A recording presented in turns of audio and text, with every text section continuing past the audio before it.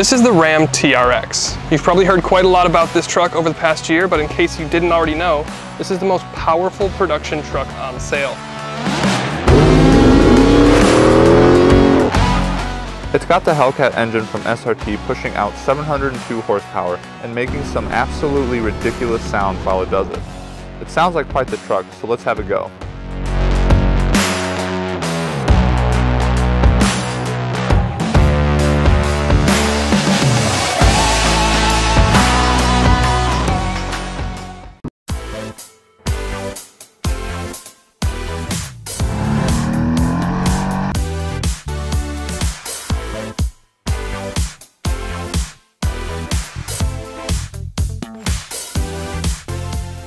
So it's difficult to start this conversation with anything other than the power figures and the engine. I mean, this was the first time that Ram Chrysler actually put the Hellcat engine, an engine this big, in a truck. So the 6.2 liter supercharged engine makes 702 horsepower and 650 pound-feet of torque. If you're familiar with how much power the Hellcat usually makes, it's a little bit more than that, but because this thing is restricted with its airflow, it's a little bit less. It's 702. So all that power will get you to 0 to 60 in about 4.5 seconds. Now, people have been obviously trying to get quicker times and have been testing it themselves, and it's kind of all over the board. There's been a lot of people that has actually gotten a lot better times to 60 than that.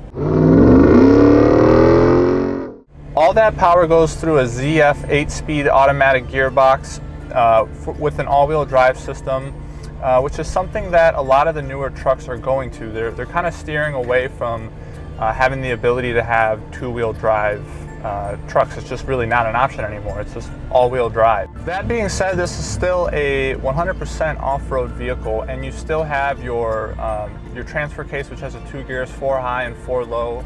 You also have a rocking rear diff, which is awesome. There's a lot more complexity and nuances to this truck that we really just don't have time to get into with this video, but Matt and I will definitely do a studio session talking more in depth about some of the features that this car has and comparing it more so to like the Ford Raptor and other cars that are comparable as well.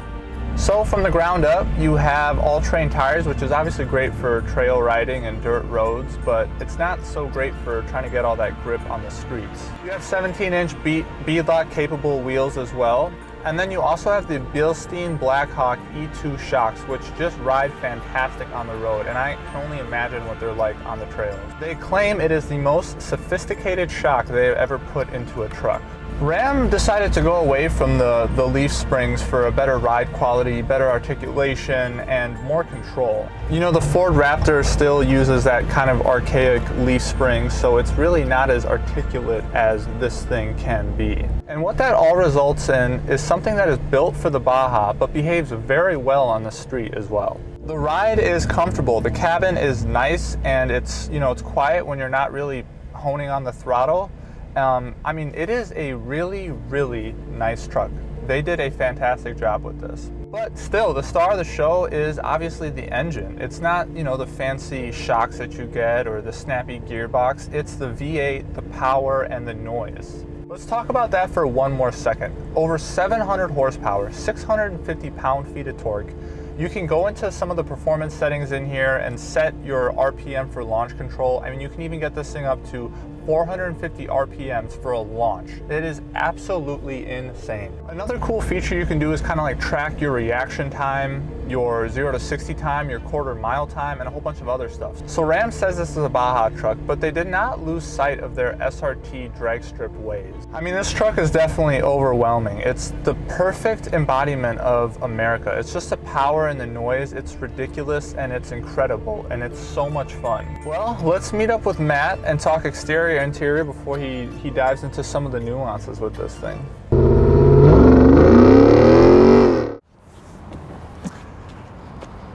Hey Matt. Yo. Here it is, the T-Rex, the Raptor killer. Watching you pull up in this thing is just like, okay, so it's in stealth spec, black on black on black on black, everything, but it still looks incredibly distinctive, incredibly mean, and it's just absolutely massive. Yeah, it's so wide in fact that, like the Raptor, it also has to have these 3 ambient lights on it because it's wider than 80 inches. Yes, yeah, I mean, it's absolutely huge. And you know, right under that, so right under your hood here, you've got an air intake up here, and then you've got this special grill. And in all the other Rams, you can get a Rebel, you get anything else, this is filled in, this is empty, because it has to suck in 33 liters of air to cool the massive 6.2 Hellcat with the 2.4 supercharged. It's insane. Yeah. Huge, huge thing.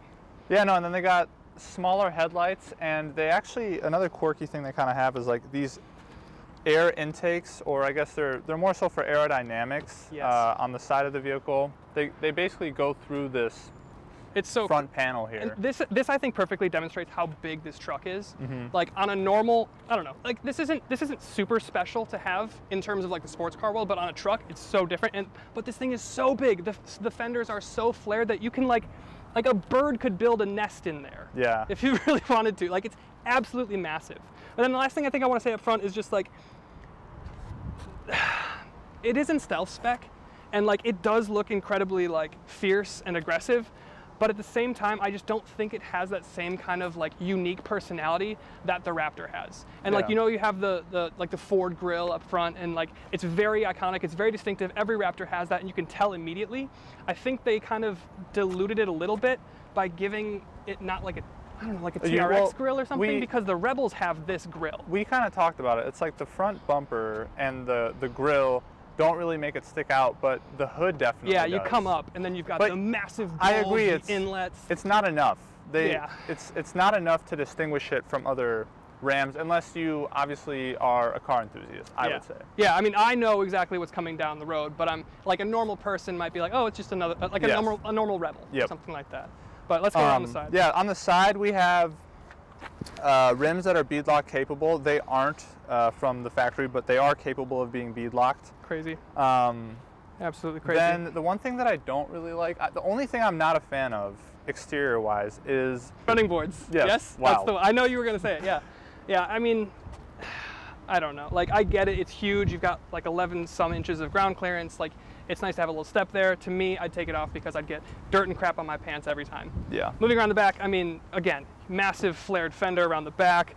And then the trunk, again, it's just kind of like normal Ram. Like, a lot of the Rams, the Rebels, have Ram across the tailgate. Of course, you have your TRX badge here. And then you've got these big, I mean, just massive exhausts, and they're real and they're connected. So like for 2021, it's pretty cool. And then you've got your little Ram step thing. Side steps, yeah. Yeah, the side steps, so you can get up into the bed, which is, you know, super convenient. But other than that, it's pretty stealth, honestly. The black spec, the black on black, really kind of works for it. Yeah, and I agree. The last thing I'll say is, shout out to Amato for letting us take a go in this. Whew. Okay guys, well, if you can hear the AC, we are sorry, but it is literally 95 degrees with like 100% humidity in Milwaukee right now. It's like the hottest day of the year. We are literally dying. It feels like a sauna. We do it for you guys. We do it for you guys. Yeah, so in here, I mean, it feels so much nicer. It just looks so much nicer, so much more technology than a Ford Raptor. Just different materials, textures, everything. 100%, yeah. And like, this is really where the difference in your money goes between something like the Ford, even the brand new Ford, the hybrid that I was in, and granted that wasn't like fully kitted out, but the difference in the diversity in like textures, like the leather here is super nice and supple, the stitching is on point, you've got this, you know, carbon fiber, but at the end of the day, Ram markets this as an off-road Baja truck, and I just don't know that I want Alcantara on my Baja truck, especially not on the steering wheel. Yeah, I agree. It does feel special, but it's just, I mean, it's more sports car than truck. Yeah, I get it. It's because so much horsepower, but yeah, it is a Baja truck. Why include that? The infotainment system is nice. I wouldn't say it's so much laggy as it just doesn't pick up on your clicks sometimes, which is kind of frustrating, but... Yeah, I mean, it's the biggest thing about here. It dominates the experience. It's the whole vertical orientation tablet rather than the horizontal, and you know, that's a whole thing in and of itself, but like, the display is crystal clear. The black levels are really good, bordering on Audi stuff. It's a touch laggy here or there, but it's not too bad. It's just mostly when you first turn on the truck and you get to your performance pages to do, you know, all of your stuff for like the gearbox and your drive modes and all that sort of thing. That's when it takes a little bit, you know, longer to do, but it's going through so much data. Yeah, you know, this piano black, it doesn't really pick up fingerprints that much either, which I kind of like. It does come with an actual shifter, which I really appreciate versus the dial. You also have these kick-ass paddle shifters on the steering wheel, which is awesome. Those are pretty cool. Yeah. They do split around the stock, which is kind of interesting. But yeah, I mean, as far as like the actual shifter, like this again goes into the sporty feel of this truck. Like it's an off-road truck, but it's also a sport truck. So you have the carbon fiber, you have the shifter here, so you don't have the little dial gear selector. But what that does then is it takes away some storage from your center console here. But I mean, like, you have a lot of storage. You got a, yeah, I mean, it's still a huge truck, you've got a lot of storage, but it does take a little bit away from that. But of course, that's where you control your gearbox. Yeah, some other off-roady nice things to have are all these auxiliary points, which you can connect, you know, your light bars to, or if you had speakers on the outside, or, you know, whatever. You have 6 kind of options that you can program to, which is really nice that they kind of built these switches in. Yeah, that is cool. The only thing that I'll say about that is the Raptor has it on the ceiling. And like, there's just something about switching a dial on the ceiling. It's very like fighter pilot. Yeah, it's very cool. It's just a cool experience. But I mean, to have it already programmed for 6 auxiliary buttons for lighting, like whatever, is really nice to have. Absolutely. You don't have to go to the aftermarket for that. Yeah. Should we check out the back seat? Sure, let's do it. Yeah, we didn't mention it up front, but obviously this has Apple CarPlay, Android Auto. Yeah, I mean, all the tech is there. The safety equipment's there too. The legroom back here is just absolutely insane. For days, dude. Yeah. And you can fold the seat up. You can put so much stuff back here. But again, like the cargo, the comfort, the room, like it's all here. And then you've got, I mean, you've got 3-level cooled seats in the back. You've got a normal house outlet, USB-C, USB. Like this is almost too nice of a truck. Like anything you could possibly want in a Mercedes, basically, is in here. Right. Yeah. It's insane. It's insane. Back here, it is just like looking in front. It is absolutely massive in here. Yeah, and this definitely helps. Huge pano roof makes it feel even bigger. Some Alcantara back here, which is kind of funny. It's just, again, it's too nice. Yeah. It's just too nice. Oh, that's good. I would say not as much headroom as I was anticipating. We're 6'2", and I have about an inch or two. Yeah, same. I don't hit at all if I put my head on the back. I would say surprisingly more legroom than headroom. Yeah.